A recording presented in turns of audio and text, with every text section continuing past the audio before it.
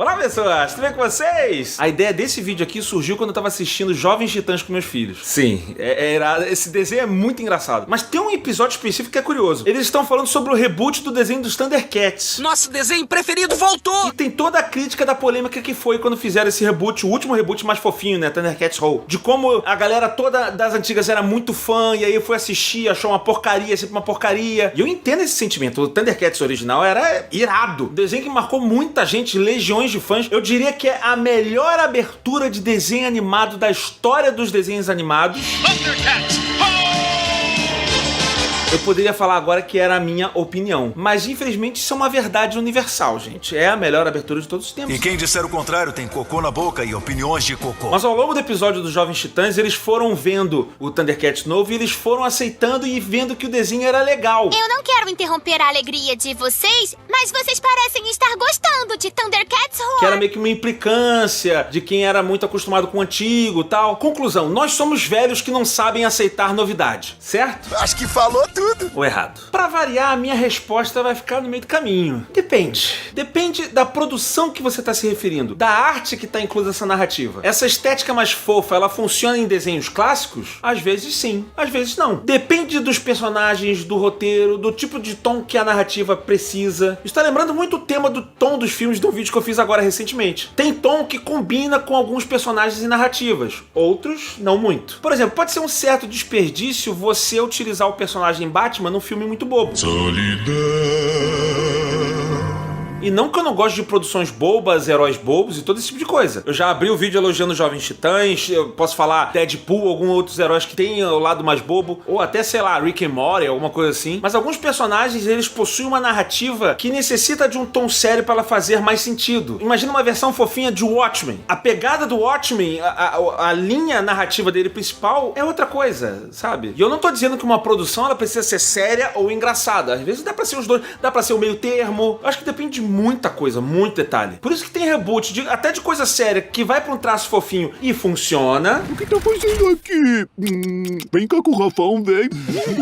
E tem outros que nem tanto. Só preciso forçar mais um pouco. Ai, eu vou tirar isso em um segundo. E quais são todas essas coisas que dependem disso? Eu vou falar hoje. That's right, Henderson.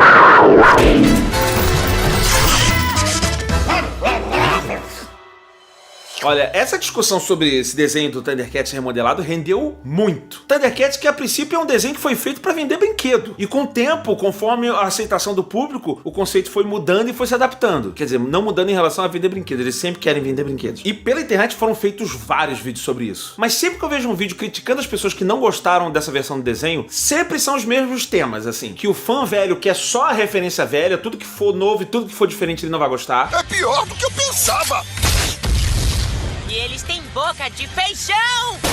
E que é bobeira você se importar com isso, porque dá pra ter mensagens profundas, mesmo com um traço fofinho. Inclusive, eu vi um vídeo do canal Meteoro falando sobre isso, canal que eu gosto muito, sobre como o desenho Steven Universe toca em assuntos profundos. É capaz de mexer com temas ousados, é capaz de acessar alguns tabus. E o desenho novo, fofinho do Thundercats também poderia. Por que é que Thundercats Roar não poderia fazer o mesmo, hein? Não, bro, desculpa. Adoro o canal, mas não é isso. As crianças dos anos 80, eu e várias outras pessoas de outros países, outras culturas, a gente via Thundercats e a gente não amou Thundercats porque ele tinha questões profundas. Ah, não, eu gosto de Thundercats porque ele fala sobre morte, sobre perdas, sobre não sei o quê. Talvez os nossos pais sim viam, olha que desenho legal que o Júnior está vendo. Ah, é. Mas as crianças só assistiam Thundercats e transformaram num sucesso mundial só por causa de uma coisa, porque era irado.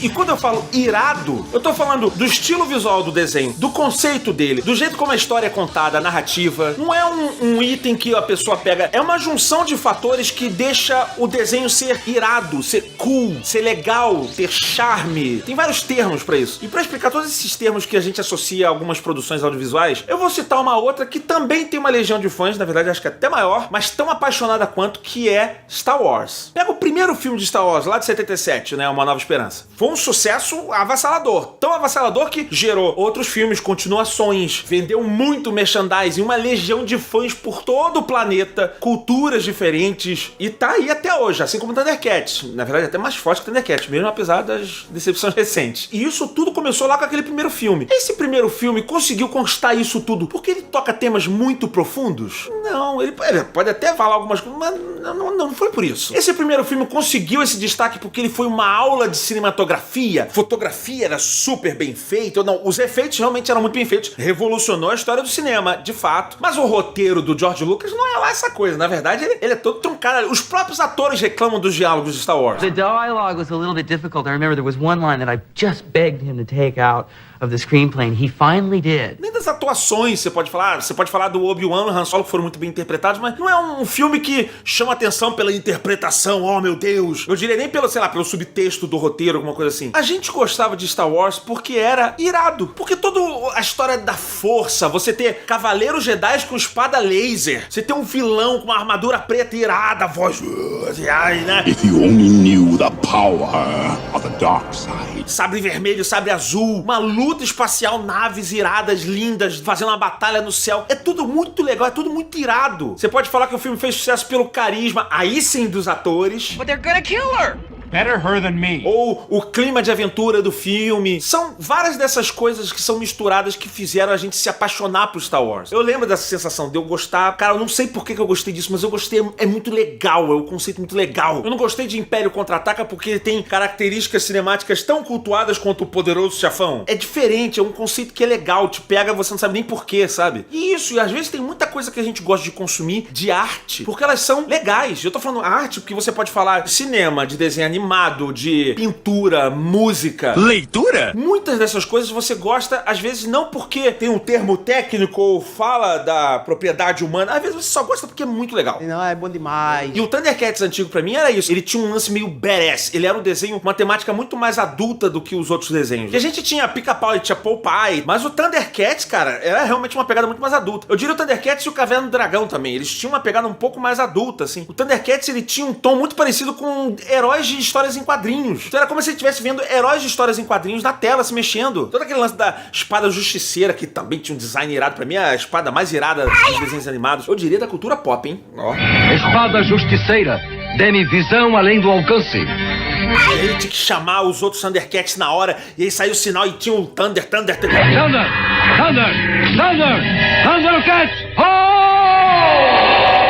Eu arrependi de lembrar. E aquilo empolgava a gente tanto quanto empolga hoje quando a gente escuta o tema dos Avengers, sabe?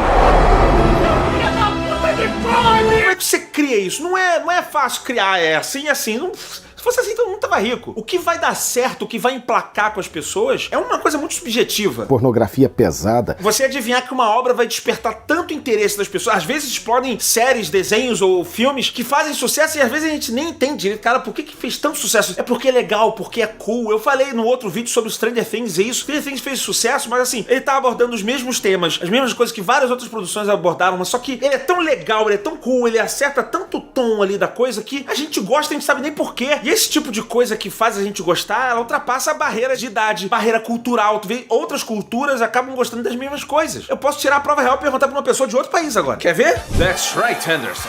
Here in my planet, we also like Thundercats very much. By the way, do you ever notice how Thundercats sounded in its original language? It sounds like this. Oh, gee! How do we fight a ghost? We fight a ghost with another ghost. The mightiest Thundercat of all. Everyone talks like this in the animation. Eu deveria ter alguém me ajudando aqui a falar o inglês certo. Mas parece que eu tô falando zoeira, mas é verdade. Vocês já ouviram o Thundercat? Não só o Thundercat, a maioria dos desenhos americanos, como a dublagem é feita, é tudo muito impostado. It's time we wake that dormant up and tell him what's going on. Good idea, let's go. E eu acho que isso reflete um pouco de diferenças culturais. Se você for ver um anime, então... é tudo gritado, é tudo... Cala essa porra dessa boca, cara. E mesmo com essas diferenças culturais, existem temas que são recorrentes e são comuns para várias culturas diferentes. Agora há pouco eu tava tentando emular, né, uma pessoa que fala inglês, justamente para dizer que mesmo com uma cultura diferente, com até a dublagem seja diferente, o desenho ele tem aqueles aspectos que agrada todo mundo. Ficaria mais fácil eu fazer esse tipo de coisa aqui com Cambridge? Sim.